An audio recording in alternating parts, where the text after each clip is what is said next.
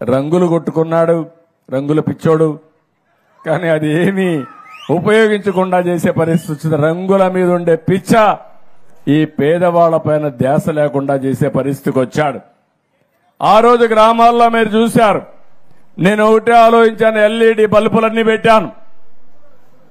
అది కూడా ఆటోమేటిక్ గా లైటింగ్ సిస్టమ్ పెట్టాం.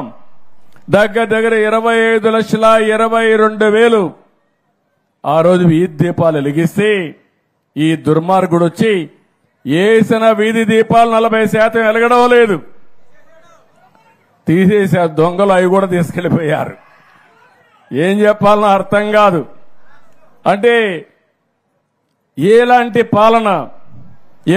పాలన ఈ రాష్ట్రానికి అరిష్టం. ఆ విషయం మీరు గుర్తుపెట్టుకోవాలి. పంచాయతీ నిధులు ఈరోజు ఇక్కడ సర్పంచ్ ఉన్నాడు, ఉత్సవ విగ్రహంగా తయారు చేశారు ఆయన్ని.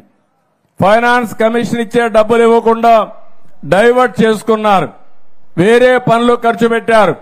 మేము పవన్ కళ్యాణ్ గారు వస్తామే 990 కోట్ల రూపాయలు మొన్నే రిలీజ్ చేశా, మళ్లీ 1100 కోట్ల రూపాయలు రిలీజ్ చేయబోతున్నాం.